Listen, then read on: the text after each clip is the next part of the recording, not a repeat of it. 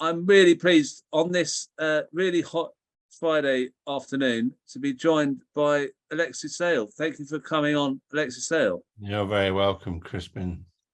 Now, the reason I've asked you to come on is because you're the narrator of this film that's getting lots of publicity. Oh, Jeremy Corbyn, Big Lie. And I wanted to find out what your views are on this. I mean, firstly, this is a bit of a stupid question, but are you worried about speaking about the film at all? Well, if I was, I would be pretty stupid to come on the internet and talk about it. Yeah, I mean, it's always a concern. It's an extraordinary time that we live in, really. And one of the reasons, my general feeling is that, particularly as an artist, as a comedian, really, that what the issues that concern you, you should use them in your art. That you shouldn't talk directly, as I am doing now, about issues, but I should, in my case, as a comedian, make comedy out of it. And so generally, I don't do interviews about, subjects, but I make stand-up out of it. In this case, I just think that it is such a, I'm just trying, this is such a kind of extraordinary situation that we find ourselves in, or at least those, everybody really, but clearly left-wing, people of left-wing persuasion are at the sharp end of it. It's that I never could have conceived, I think, that I would have to worry about saying stuff that's not illegal, that it's not insulting in any way. That, well, yeah, it is insulting. My comedy's always been insulting, but I have a right to insult people. That anybody should have to fear for their livelihood, fear for their platform, is just how we've got to this place is extraordinary, really. And I think maybe people don't know that's where we are, that we're in a very dark space. I also don't usually come on these, I rather make comedy out of what I say, because when it's comedy, I've thought about it for weeks and selected the perfect words, and it's also funny, it contains jokes, and there's an element of self-criticism in it, as well as, I'm mocking myself at the same time as I'm putting forward these views. Whereas now, just talking about stuff, I feel like I'm not, like, my words don't, I speak the words and they not as articulate me in the stand-up stuff. Yeah. So, that's another reason why I prefer to do it stand-up. But nevertheless, I think it's, because I am, to a degree, at the center of this controversy, and it has blown up, in the last few days. And it kind of came out the blue, really, that, that there was a concerted campaign to stop it being shown at Glastonbury, a campaign that has actually failed. But, man, it's, how did we ever get here? It's stunning, really. We've gone back to it's back to the future, isn't it? It's back to 1950s McCarthyism. Do you see that as a valid comparison? Has there been any time in your creative life when you've had this censorship feel before? No, I've never known. I've never known anything like this. When you have to think about these issues, when people are when it's costing people their jobs, it's costing people their livelihoods. I think it's costing people their sanity, really. People in my tribe, people on the left, because of the lies and the distortions of extraordinary kind of malevolence that are told about people. It's it's Arthur Miller's The Crucible is the other example. Or, of course, to be completely cliched about it, 1984, war is war is peace, you know. Well, if we go back to 2017 or 2015, it's a very different world that we're in from then. And the film is describing that period, from that hope that we had with Jeremy Corbyn to this kind of dark period we're in with Keir Starmer as Labour leader. Is that why you think the film's so important? I think so. And one of the fucking idiot Paul Mason, one of the things that he said in his article in Labour List, that he was worried about young people because they're too stupid to make up their own minds. But is the contention that Keir Starmer is some kind of state actor, that Keir Starmer is, you know, part of the security services, either security services adjacent or actually, you know, an MI5 operative. But I think that that's probably true, that he's certainly extremely close to both. He has been a state actor. He's been an agent as the director of public prosecutions. He's been an agent of state repression for many years, and now he's fucking leader of the Labour Party. I mean, it's breathtaking that you've got Rishi Sunak, who's in league with the, you know, the bankers, the JP Morgans and so on, and then you've got Starmer, who would appear to be in league with the security state and the, you know, the arms industry and its various extensions. I mean, that's pretty fucking 1984-ish, really. And I mean, and that's one of the things that you know, Paul Mason said, for instance, that idea shouldn't be aired. Not that idea is wrong, because he can't argue against it, but that people shouldn't be allowed to see that argument. They shouldn't be exposed to that argument, because it might, like, confuse them, you know, or they might, heaven forbid, believe that it's true. Yeah, feel me? The thing is, that whole period, there's so many individuals, like me included, who saw strange goings on in their local parties or whatever, and thought, what's all this about? It doesn't make sense. So somebody's trying to make sense of it, and they are really not happy that this is happening. And I just want to sort of move on a bit to what they're summing up the film as, to try and put it down. They're calling it conspiracy theory film. And then, well, I just think, look at, you know, we are not on the left, you know, we are not the NSA. We don't have, you know, amazing tools of surveillance. And yet we know, you know, there's footage of, you know, filmed by Al Jazeera of, you know, an Israeli agent with an office at the Israeli embassy meeting with Labour Friends of Israel. There's all the stuff of the Labour leaks, you know, right-wing Labour staffers diverting money away from the left, diverting resources away from the left, you know, racist language, the shenanigans. And I mean, you know, I mean, I mean, this is a separate point, but there is clearly no appeasing the forces of darkness. I mean, you look at, like, Jamie Driscoll, who, you know, had signed up to the IHRA definition, had done fucking sensitivity training with the Jewish labor movement, and they still fucked him.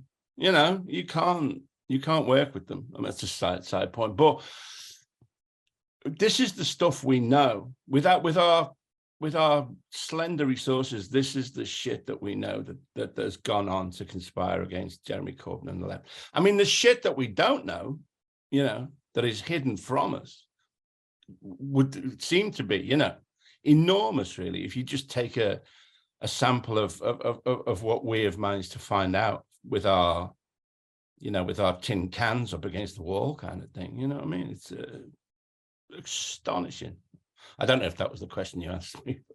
Well, no, I'm just thinking this labeling of it as conspiracy. Oh, right, conspiracy. I mean, well, in all fairness, I mean, in my last series in Sandwich Bar, I did a bit, and again, it's because it's humor, it's kind of hedged about in a sense. But I said, you know, I was talking about Starmer being in this thing called the Trilateral Commission, and the only MP who's in it. And this is an organization that believes that there is too much democracy. I mean, that's its stated, that's on its kind of, that's its logo, too much democracy. Shut up. You know, its mission statement is shut up and do what you're told.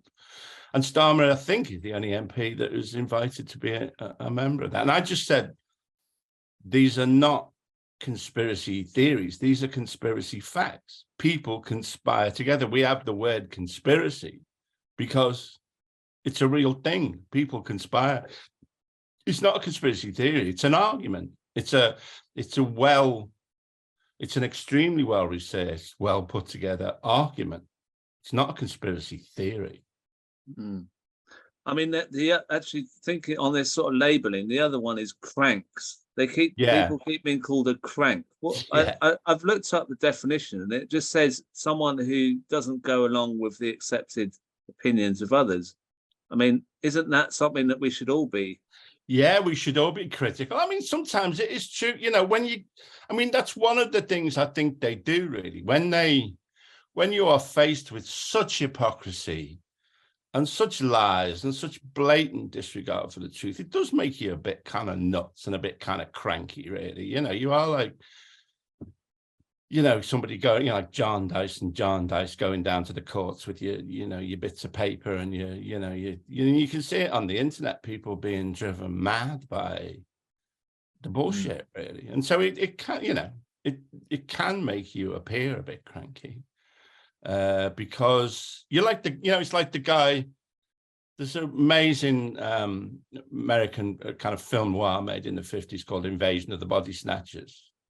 And the film ends, these people are being taken over and replaced with exact replicas who are aliens. And it's a kind of metaphor for the fear of communism, really.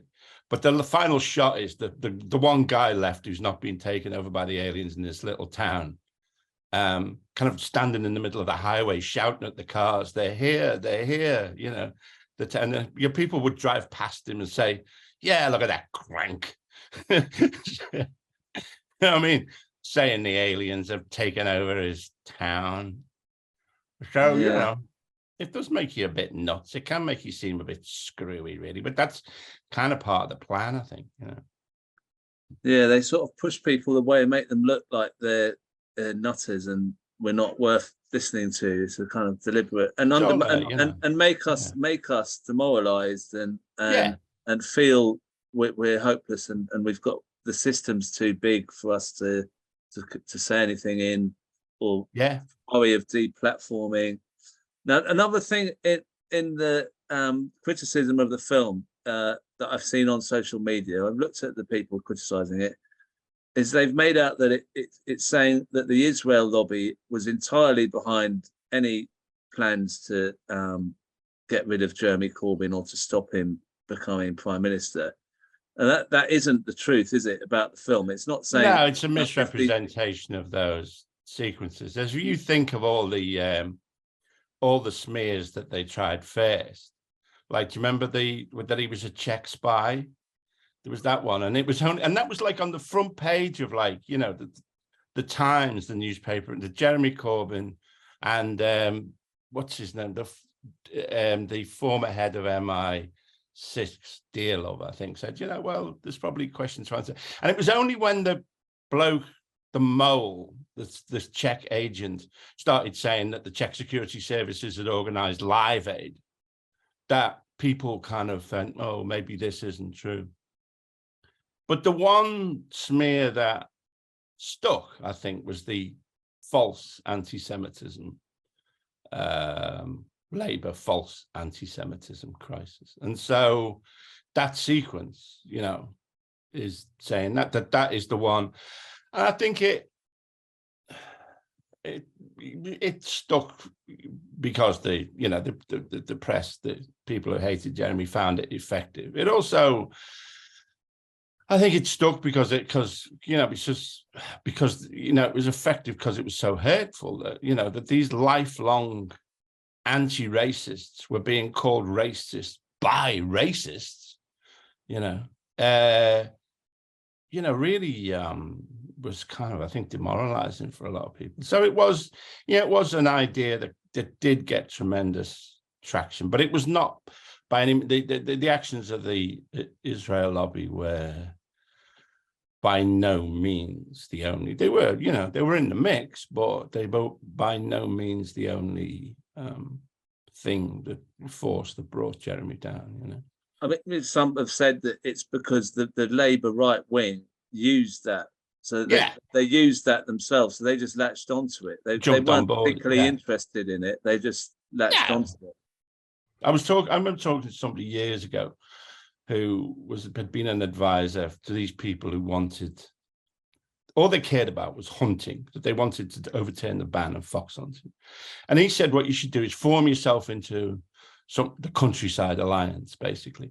And you should pretend to be interested in rural bus services and village shops closing.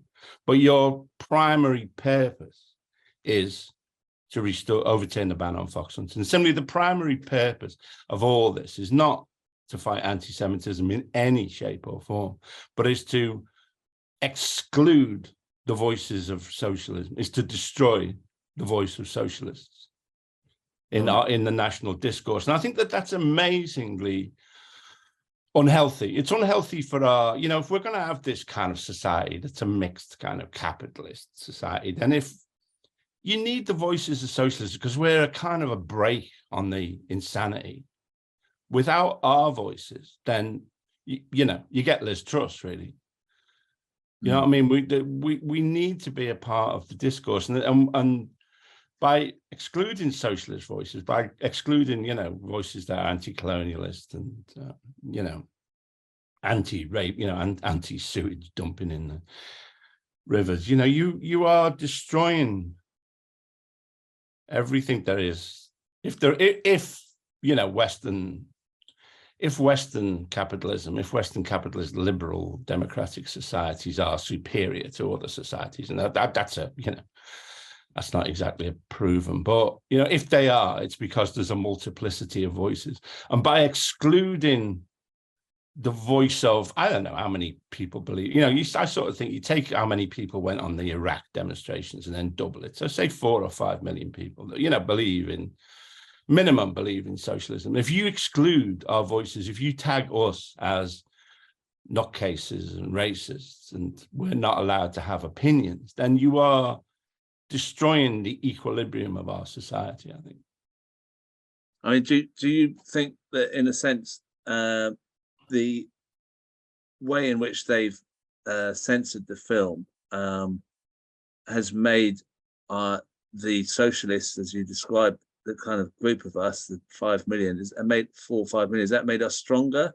Has it made us more, in a sense, aware of the dangers and more proud of what we stand for?